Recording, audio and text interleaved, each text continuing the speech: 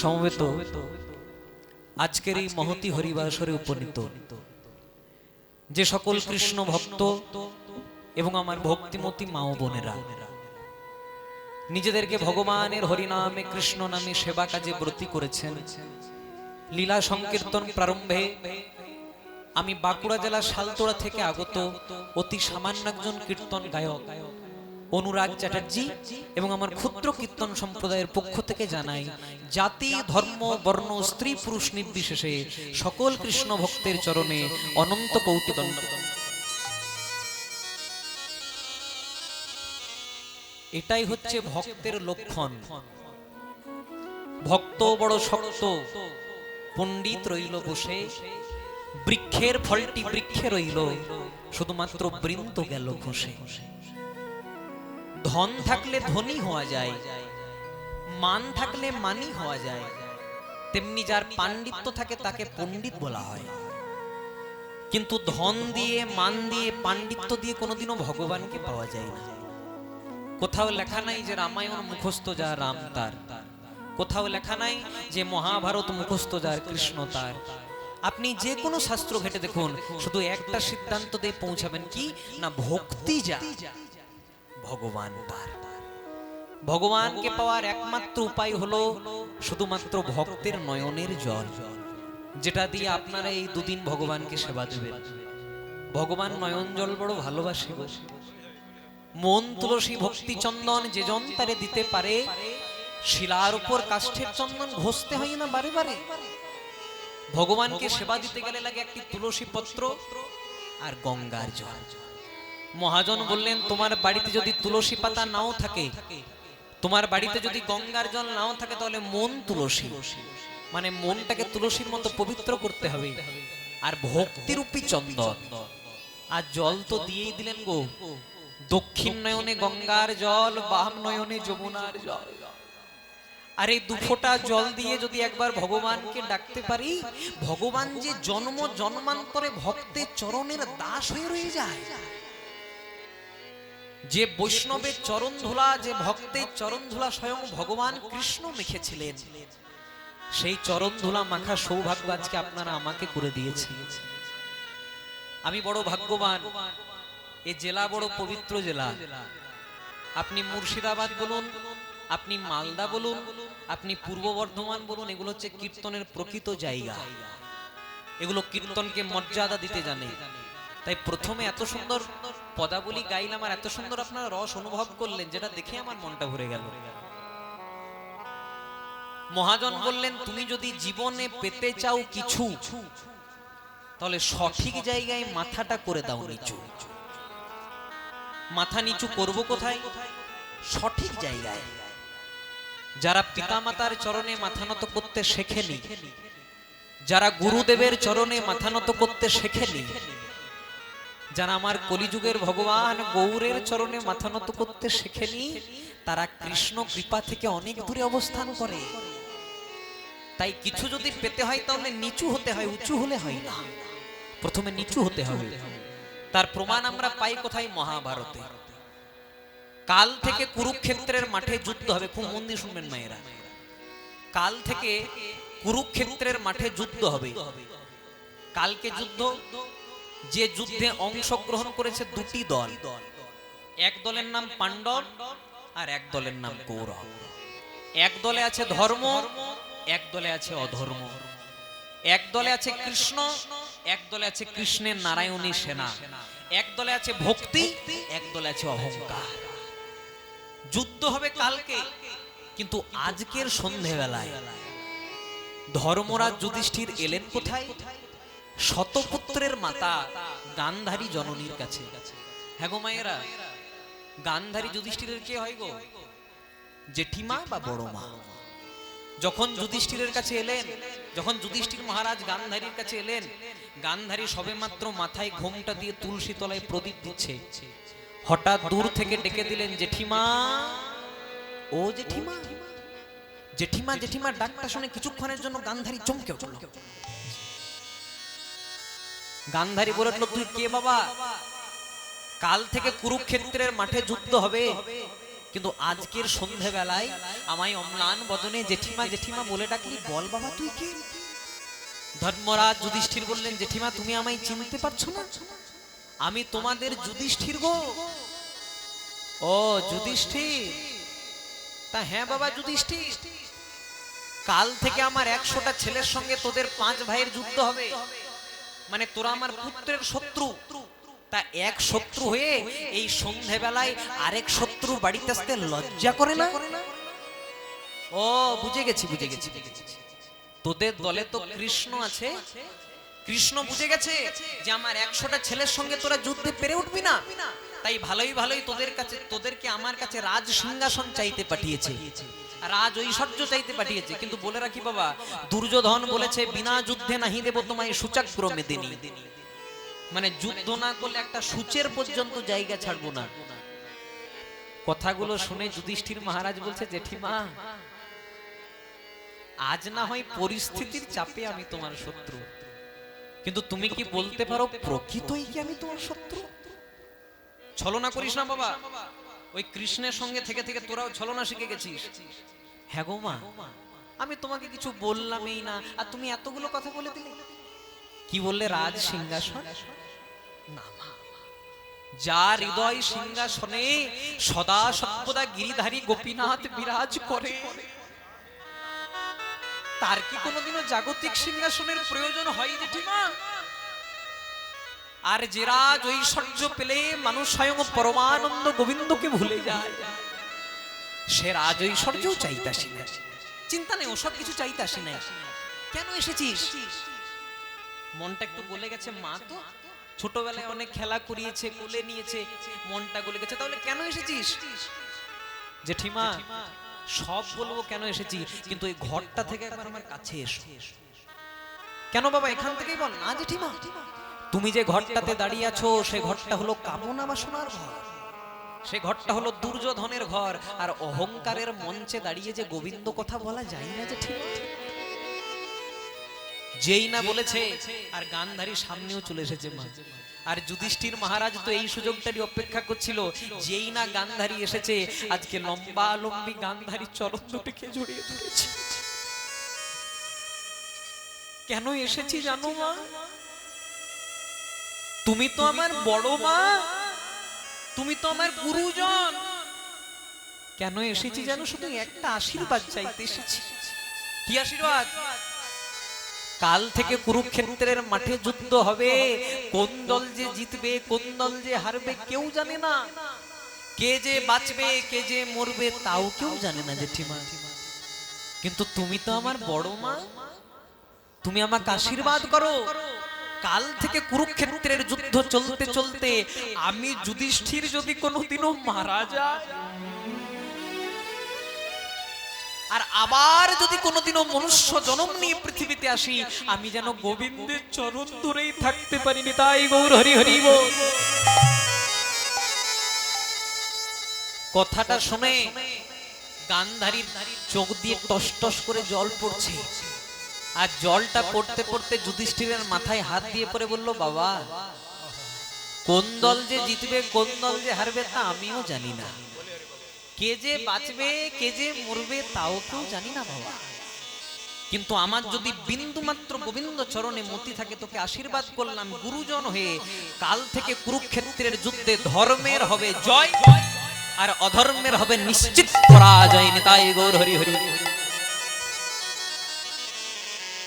আড়াল থেকে কৃষ্ণ হাততালি দিতে দিতে বললেন, বা যুধিষ্ঠির দাদা বা, যুদ্ধ হলো না তার আগে রেজাল্ট আউট করিয়ে দিলে যে তোমরা জিতবে ওরা হারবে। কেন না? আশ্রয় লহিয়া ভজে তারে কৃষ্ণ নাহি ত্যাজে বাকি সব মরে অকারণ। প্রথমে গৌরের চরণে যদি আমরা প্রণাম করতে পারি কৃষ্ণ কৃপা নিশ্চয়ই পাওয়া যাবে। তাই নিচু হয়ে আপনাদের চরণে একটা প্রার্থনা করব, যেন জন্ম জন্মান্তরে ভক্তদের চরণ সেবা করতে পারি। তাই বিশেষ কোনো দেরি করব না।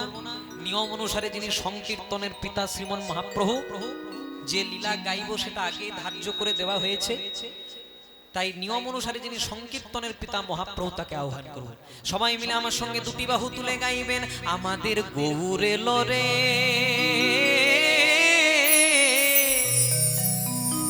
এই সোনার নদিয়া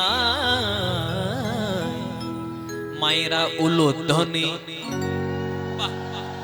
হরির ধ্বনি নিতাই গৌর হরি হরি বল শব্দ শোনা যায় আমাদের গৌরে আমাদের গৌরে লরে সোনার নদিয়া উলুধ্বনি হরি ধ্বনি শব্দ শোনা যায় আমাদের গৌরে লরে গৌরে লরে সোনার নদিয়ায় উলুধ্বনি হরির ধ্বনি শব্দ শোনা যায় আমাদের গৌরে লরে গৌরে লরে আমার সোনার নদিয়ায় উলুধ্বনি শঙ্খধ্বনি শব্দ শোনা যায় আমাদের গৌরে লরে গৌরে লরে সঙ্গে নিতাই লরে গৌরে লরে সঙ্গে নিতাই লরে নিতাই লরে সঙ্গে গৌরে লরে নেতায় লরে সঙ্গে গৌরে লরে গৌরে লরে হাতগুলো তোলা যাবে যত অ্যান্টিনা তুলবেন তত চ্যানেল ধরবে হাতগুলো তুলে গৌরে লরে সোনার নদিয়ায় উলুধ্বনি হরির ধ্বনি শব্দ শোনা যায় আমাদের গৌরে লরে আমাদের গৌরে লরে সোনার নদিয়ায় উলুধ্বনি হরি ধ্বনি শব্দ শোনা যায় আমাদের গৌরে লরে গৌরে লরে আমার সোনার নদিয়ায় উলুধ্বনি শঙ্খধ্বনি শব্দ শোনা যায় আমাদের গৌরে লরে হরে কৃষ্ণ কৃষ্ণ কৃষ্ণ হরে হরে হরে রাম রাম রাম হরে হরে হরে কৃষ্ণ কৃষ্ণ কৃষ্ণ হরে হরে হরে রাম রাম হরে হরে হরে কৃষ্ণ কৃষ্ণ কৃষ্ণ হরে হরে হরে রাম রাম রাম হরে হরে হরে কৃষ্ণ কৃষ্ণ কৃষ্ণ হরে হরে হরে রাম রাম রাম হরে হরে হরি বল হরি বল হরি বল হরি বল তাই গৌর হরি হরি বল হরি বল হরি বল হরি বল হরি বল হরি বল হরি বল বলো বলো শ্রীকৃষ্ণ চৈতন্য মহাপ্রভু কি জয় হো আরেকটু জোরে হবে কি রাধা কৃষ্ণ এক আত্মা দুই দেহ ধরি অনন্যে বিলাস রস আস্বাদন করি সেই দুই এবে কলিতে চৈতন্য গোসাই লীলা রস আস্বাদিতে দোহে এক হইলা ঠাই কই ছন রাধা প্রেমা কই ছন মাধুরিমা কই ছন সুখে বহুঘোর এ তিন বাঞ্ছিত ধন ব্রজে না হইল পূরণ তাই ভাবিয়া দেখিনু মনে রাধার স্বরূপ বিনে এই বাঞ্ছা পূর্ণ কভু নয় রাধা প্রেম গুরু করি রাধা কান্তি বাইরে ধরি তাই আমি নদিয়াতে হইব উদয় তপন তনয়া যমুনার তীরে বা প্রেম যমুনার তীরে রাধারানী এবং গোবিন্দ একাসনে বসে আছেন লীলাটা খুব মন দিয়ে শুনবেন মায়েরা তপন তনয়া যমুনার তীরে বা প্রেম যমুনার তীরে রাধারানী এবং গোবিন্দ একাসনে বসে আছেন হঠাৎ গোবিন্দ রাধারানীকে প্রশ্ন করলে রাধে তুমি যে বৃন্দাবনের পথে পথে ঘুরে বেড়াও সবাই তো তোমার দিকে আঙ্গুল তুলে দেখিয়ে দেয় তুমি নাকি কৃষ্ণ কলঙ্কিনী তা হ্যাঁ গো রাধে সবাই যে তোমাকে কৃষ্ণ কলঙ্কিনী বলে তোমার দুঃখ হয় না তোমার কষ্ট হয় না তোমার যন্ত্রণা হয় না রাধারানী বলছে বোধো কলঙ্ক কি আমার এক জন্মে কলঙ্ক সেই সত্য যুগ থেকে আজ পর্যন্ত লেগে আসছে বলছে কি করে সত্য যুগে ছিলাম আমি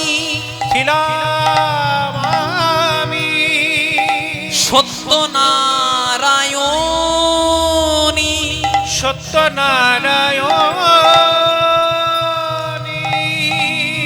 দুর্বাসা মুনির অভিশাপে হয়েছিলাম মর্তবাসিনী।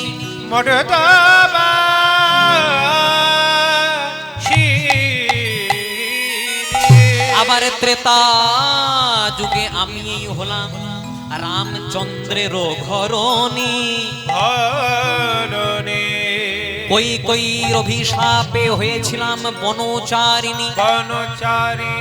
আবার দাপর যুগে আমি হলাম আয়ান ঘোষের ঘরণী।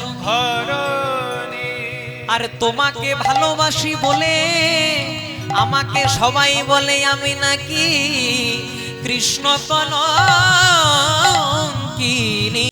কৃষ্ণ কলঙ্কিনী।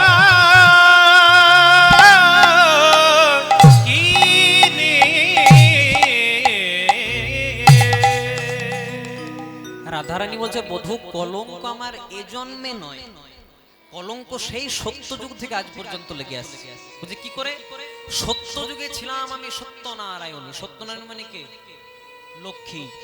দুর্বাসা মুনির অভিশাপে হলাম মর্তবাসিনী, মানে দুর্বাসা মুনি এমন অভিশাপ দিল আমাকে মর্তে নেমে আসতে হলো। আবার ত্রেতা যুগে আমি হলাম রামচন্দ্রের ঘরণী। কে মায়েরা? বাহ, সীতা।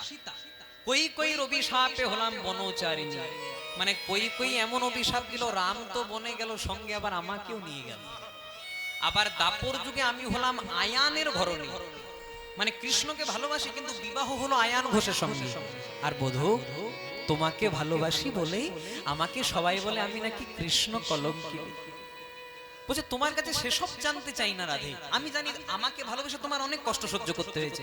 হ্যাঁ গো, তুমি যখন বৃন্দাবনের পথে পথে ঘুরে বেড়াও সবাই তো তোমাকে বলে তুমি নাকি কৃষ্ণ কলঙ্কিনী, বলে তখন দুঃখ হয় না? বলছে হয় না। বলছে কেন হয় না? সবাই তো তোমাকে অপবাদ দেয়, সবাই তো তোমাকে অপমান করে, তিরস্কার করে, তাও হয় না? বলছে না, হয় না। বলছে কেন হয় না? এবার কত সুন্দর কথা বলছে দেখো মায়েরা। বলছে কেন হয় না জানো?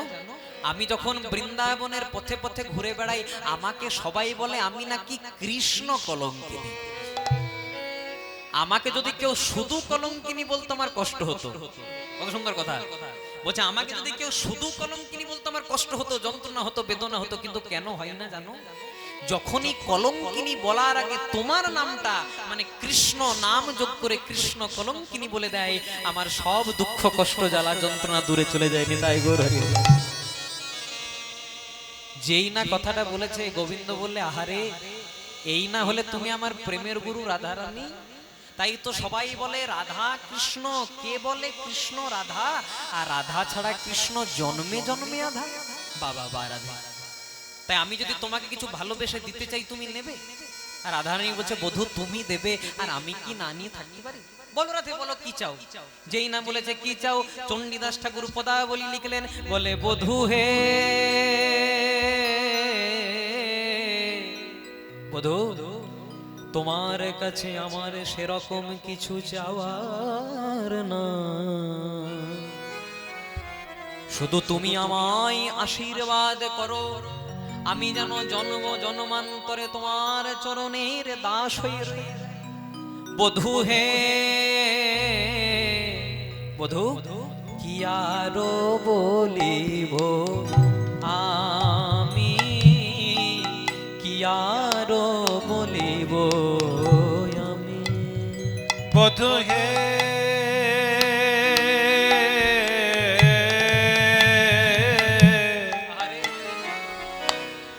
বধূ কি আর বলিব আমি, কি আর বলিব আমি। আর যদি দিতেই হয় শুধু জীবনে মরণে,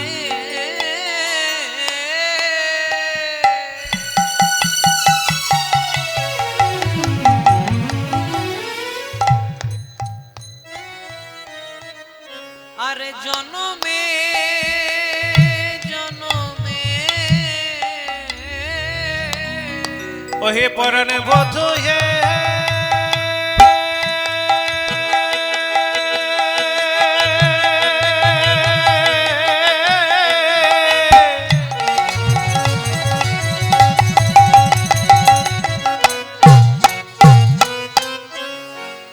ওহে পরাণ বধূ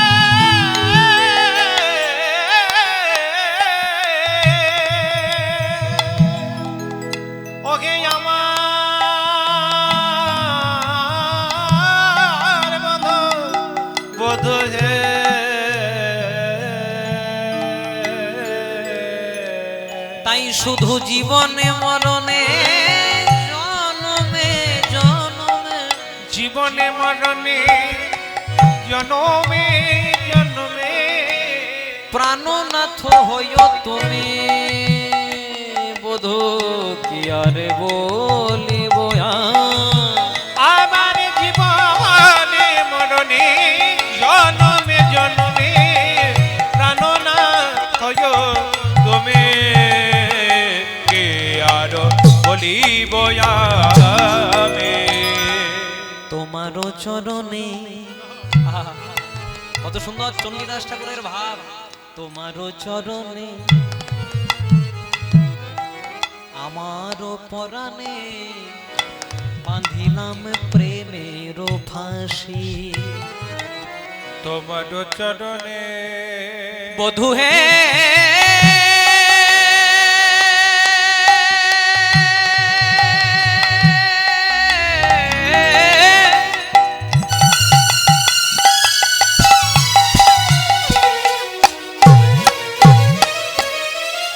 প্রাণ বল্লভ বধূ হে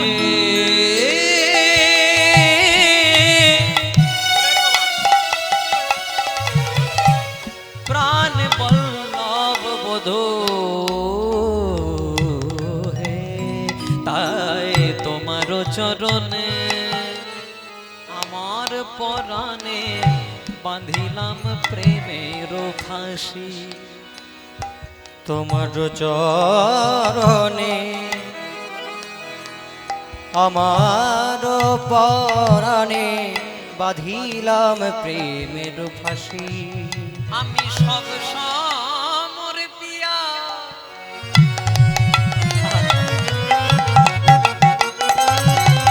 সব কিছুকে ত্যাগ করে জীবন যৌবন মন প্রাণ শুধু তোমার চরণে দিয়ে সব সমর পিয়া এক মন হইয়া সবে সমরে পিয়া এক মন হইয়া নিশ্চয় হইব দাসী।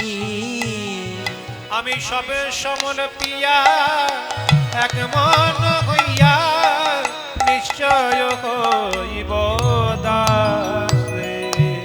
আমি তোমার চরণে দাসী হব। আমি তোমার চরণে দাসী হব। আমি তোমার চরণে আমি দাসী হব। বোধ তোমার চরণে দাসী হব। শুধু এক জন্মে নয় শত জন্মের মতো আমি তোমার চরণের দাসী হব। তাই গৌর হরি হরি। শুধু এক জন্মে নয় শত জন্মের মতো তোমার চরণে দাসী হব। দেখুন রাধারানী কত সুন্দর কথা বলছে, বলছে বধূ যদি দিতেই হয় আমাকে একটাই বর দাও যে জীবনে মরণে জনমে জনমে শুধু প্রাণনাথ হইও তুমি। এর থেকে একটা দামি প্রসঙ্গ মনে পড়ে গেল একটু আপনাদেরকে বলে দিই। আপনারা সবাই নাম শুনেছে রামকৃষ্ণ ঠাকুর, যিনি নিজের হাতে শ্যামামা কেটো খাইয়েছিলেন, যিনি দক্ষিণেশ্বরের মন্দিরটাকে জাগ্রত করে তুলেছিলেন। ওই রামকৃষ্ণ ঠাকুরের ছোটবেলার নাম ছিল মায়েরা গদাধর। তা গদাধর একদিন তার বাবার সঙ্গে একটা ভোজ বাড়িতে ভোজ খেতে গেছে। গদাধর একদিন তার বাবার সঙ্গে একটা ভোজ বাড়িতে ভোজ খেতে গেছে। খুব মন দিয়ে শুনবেন মায়েরা। তা ভোজ খেতে খেতে গ্রীষ্মকালীন ভোজ। নিতাই গৌর হরি বল হরি বল হরি হরি বল।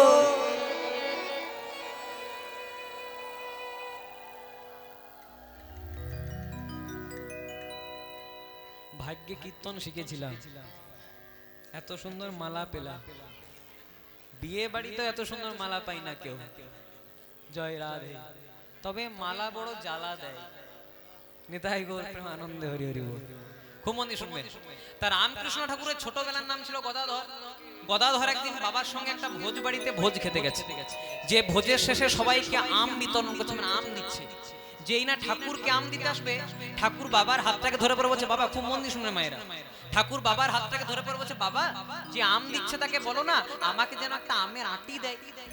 এবার বাবা বলছে, শুনুন না, আমার ছেলেটা আমের আটি খেতে খুব ভালোবাসে, একটা দেবেন। দিয়েছে বাবা। যেই না দিয়েছে, ছোট্ট রামকৃষ্ণ ঠাকুর চেটে পুটে পরিষ্কার করে দিয়েছে। এবার বাবাকে বলছে, বাবা আমার আমের আটিটা খুব ভালো লেগেছে, যে দিচ্ছিল তাকে বলো না আমাকে যেন আরেকটা দেয়।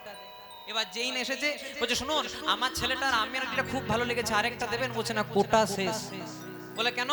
বলছে, আমি এই পরিবারের নয়, এখানে আমি পরিবেশন করতে এসেছি।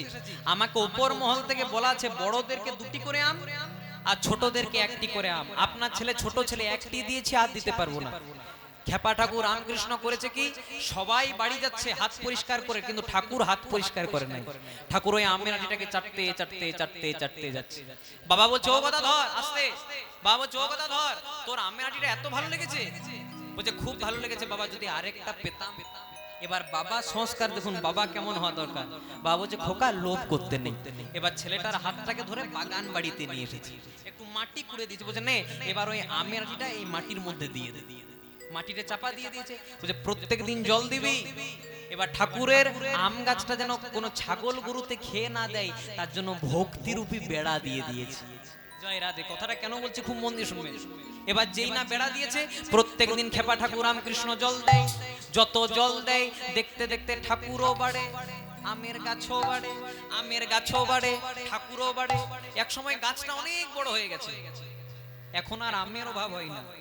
আগে আমের অভাব ছিল, আর এখন সকালেও আম, রাত্রেও আম, দিনেও আম, রুটিতেও আম, মুড়িতেও আম, ভাতেও আম, শুধু আমেই আম। একদিন খেপা ঠাকুর রামকৃষ্ণ গাছের ডালে বসে বসে আম খাচ্ছে, আর বাবা নিজে দিক দিয়ে পেরিয়ে যাচ্ছে। বাবা বলছে, ও কথা ধর, এখন আর আমের অভাব আছে? এবার ঠাকুর বলছে, বাবা আম গাছটাই আমার। কত সুন্দর কথা বলছে, আম গাছটাই আমার, তাহলে কি আমের অভাব হবে? কথাটা কেন বললাম? আম গাছটা নিজের হলে যেমন আমের অভাব হয় না, তেমনি যদি কেউ পরমানন্দ গোবিন্দকে একবার নিজের করে নেয়, তার ইহজগতের কোনো ধনের আর প্রয়োজন হয় না। তাই তাই রাধারানী বারবার করে জানছে, রাধারানী বারবার করে চাইছে নাকি যদি গোবিন্দকে পাই তাহলে তো সব পেয়ে যাবো। তাই বলছে, জীবনে মরণে জনমে জনমে প্রাণনাথ হইও তুমি, বধূ তোমার চরণে আমারও পরানো বাঁধিলাম প্রেমেরও ফাঁসি, সব সমর্পিয়া এক মন হইয়া আমি নিশ্চয় হইব দাসী। রাধারানী বলছে, বধূ আরেকটা জিনিস চাইবো। বলছে, চাও রাধা, আজকে যা চাইবে তোমাকে তাই দেব। এটা দেখুন গৌর অবতারের পূর্বাভাস।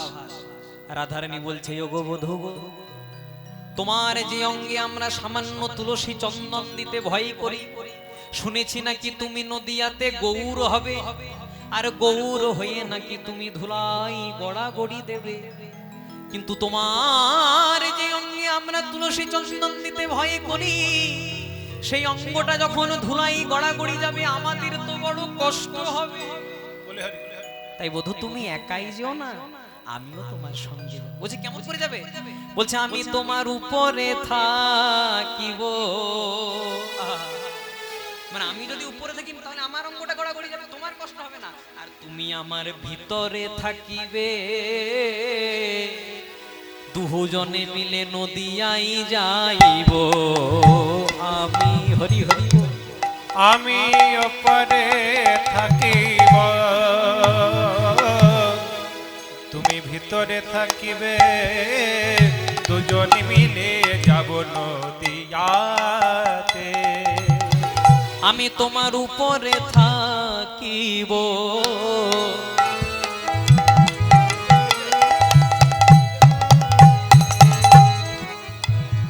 তুমি আমার ভিতরে থাকিবে, নদিয়ায় যাইব মোরা। প্রভু আমি উপরে থাকিব, তুমি আমার ভিতরে থাকিবে, দুজনে মিলে যাব নদিয়াতে। তখন কৃষ্ণ বলছে, হ্যাঁ গো, নদিয়ায় গিয়ে করবে কি? বলছে, তুমি যেটা করবে আমিও সেটাই করবো। বলছে, আমি কি করবো জানো? আবার হা কৃষ্ণ বলিয়া উলুধ্বনি হরি।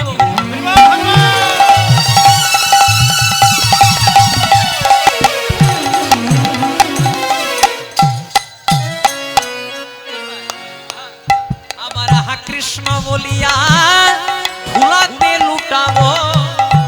কৃষ্ণ বলিয়া ধুলাতে লুটাবো।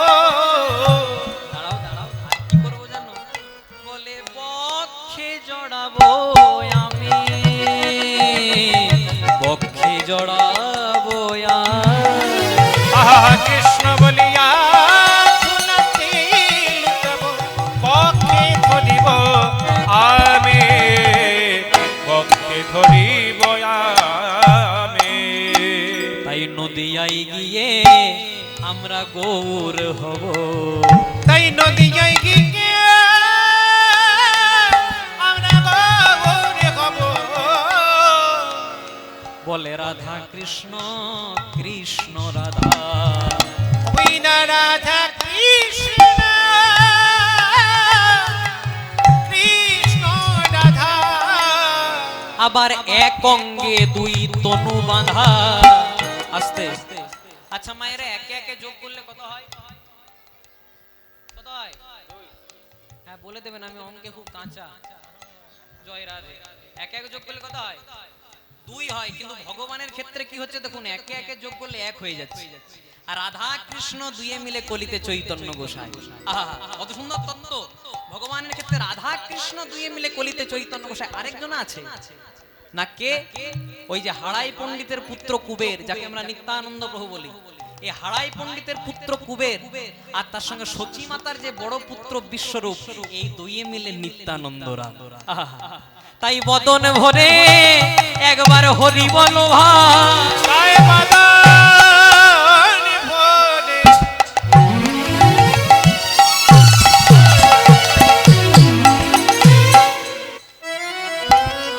হরি বল ভাই। আপনারা হরি নাম নেবেন তো?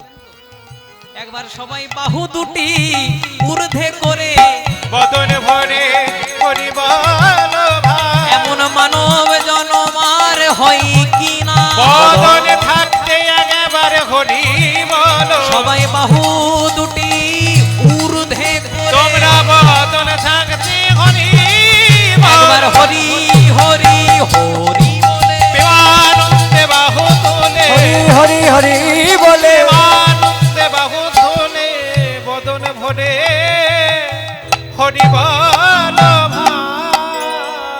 তাই রাধা কৃষ্ণ এক আত্মা দুই দেহ ধরি অনন্যে বিলাস রস আস্বাদন করি, সেই দুই বেকলিতে চৈতন্য গোসাই চৈতন্য গোসাই লীলা রস আস্বাদিতে দহে এক হইলা ঠাই। এক হইলা ঠাই। কইছন রাধা প্রেমা, কইছন মাধুরিমা, কইছন সুখে পহু ঘোর। এ তিন বাঞ্ছিত ধন ব্রজে না হইল পুরাণ, তাই ভাবিয়া দেখিনু মনে রাধার স্বরূপ বিনে।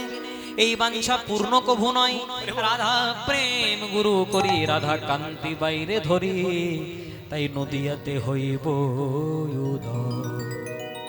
তাই এতক্ষণ আমরা নবদ্বীপ মাঝে গৌরের অনেক লীলা আস্বাদন করলাম।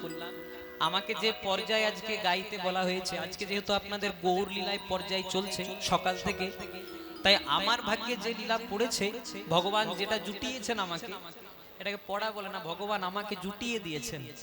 এক ভক্তের কথা, যে ভক্তের জন্য আজকে রেমুনা গ্রাম বালেশ্বরের গোপীনাথ বিখ্যাত।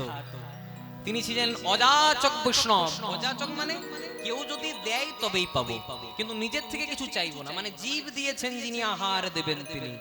মানে কোথা থেকে আমার আহার জুটবে সেটা সব ভগবান। বলে না, ভাবছো বসে চলবে কিসে, তুমি ভাববার কে? যার ভাবনা তিনি ভাবছেন, শুধু তুমি ভাবো তাকে। তুমি যদি একবার সব কিছু ভেবে তাকে দিয়ে দিতে পারো, তাহলে ভগবান তোমার সব রেসপন্সিবিলিটি, সব দায়িত্ব নিয়ে নেবে। একটা ছোট্ট বাচ্চা কিন্তু বলে না যে কখন আমার খাওয়ার দরকার, কখন আমি মলমূত্র ত্যাগ করব, কখন আমাকে পরিষ্কার করাতে হবে। কিন্তু মা সব সময় বুঝে যায় যে কখন ছেলেটাকে খাওয়াতে হবে, কখন ছেলেটাকে প্রস্রাব পায়খানা করাতে হবে, কখন ছেলেটাকে পরিষ্কার করতে হবে। তেমনি আমরা হলাম ভগবানের পুত্র, আমরা হলাম ভগবানের কন্যা সন্তান, আর ভগবান হলো আমাদের ইউনিভার্সাল ফাদার, মানে জগৎ পিতা। ভগবানও জানেন যে আমাদের কোনটা কখন দরকার, কিন্তু আমরা নিজেরাই নিয়ে ভাবতে ব্যস্ত, তাই ভগবান আর ভাবে না। কিন্তু সব কিছু ভাবনা ছেড়ে যদি একবার ওই চিন্তামণির চরণে সব চিন্তা দিতে পারি, তাহলে একদিন ওই চিন্তামণি আপনার হাতটাকে ধরে পার থেকে পারে নিয়ে যাবেন। তাই গৌর হরি হরি। তাই একটি পদাবলী গাইব, এই পদাবলীটাতে পরিষ্কার হয়ে যাবে কি গাইছি। বলে জয় জয় জগন্নাথ শ্রী সচির নন্দ, জয় জয় জগন্নাথ শ্রী সচিনন্দন। আবার জয় জয় জগন্নাথ তুমি নাকি জগতের নাথ, তুমি এসে জগৎ উদ্ধার করলে। জয় জয় জগন্নাথ শ্রী সচির নন্দ, জয় জয় জগন্নাথ শ্রী সচিনন্দন। আবার ত্রিভুবন ত্রিভুবন করেন যা, স্বর্গমর্ত্য পাতালে ত্রিভুবন করেন যার চরণ বন্দ। আবার ত্রিভুবন কনিজা চরণ বন্দন। আমার ত্রিভুবন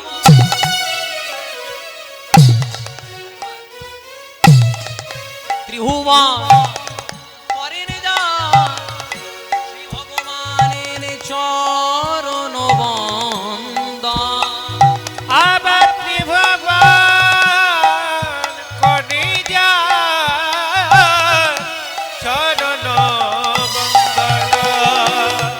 নীলাচলে শঙ্খ চক্র আবার গদা পদ্ম ধর, নীলাচলে শঙ্খ চক্র আবার গদা পদ্ম ধর।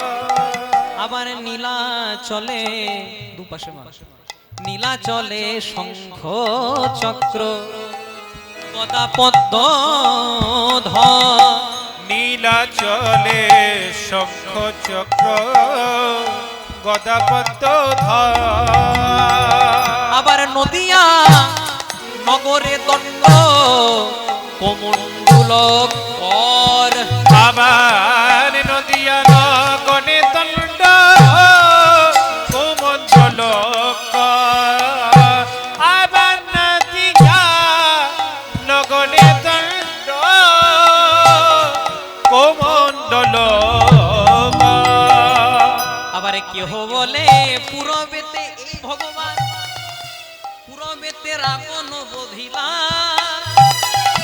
গোলকের বৈভব লীলা জগ মাঝে প্রচারিলা। পূর্বে কেহ বলে রাবণ বধিলা, আবার গোলকে বৈভব লীলা প্রকাশ করিলা। তাই বাসুদেব ঘোষ প্রণাম করবেন মায়ের। বাসুদেব ঘোষ মহাপ্রভুকে কাছের থেকে দেখেছিলেন। বাসুদেব ঘোষ কহে বলে করি জোড় হা, বাসুদেব ঘোষে কহে করি জোর আবার বাসুদেব ঘোষ কহে করি জোড় হা। আবার বাসুদেব ঘোষ কহে করি জোড় আবার যেই কৃষ্ণ নবদ্বীপে সেই গোরা, নীলাচলে সেই জগন্নাথ। আবার যেই কৃষ্ণ সে তো গৌর নীলাচলে সেই জগন্নাথ। আবার যেই কৃষ্ণ সেই গৌর সেই তো জগন্নাথ। আবার যেই কৃষ্ণ সেই তো গৌর নীলাচলে সেই তো জগন্নাথ। এই জায়গাটাতে আনার জন্য এতগুলো কথা খরচা করছে। বাসুদেব ঘোষ কহে করি জোড় হাত, বৃন্দাবনে যেই কৃষ্ণ, আবার নবদ্বীপে সে অন্য কেউ নয়, নবদ্বীপে সেই গোরা মানে গৌর, আর নীলাচলে বা পুরী ধামে তিনি হলেন জগন্নাথ। তাই বলছে বাসুদেব ঘোষ কহে করি জোড় হাত, করি জোড় হাত, যেই কৃষ্ণ সেই গোরা। সেই তো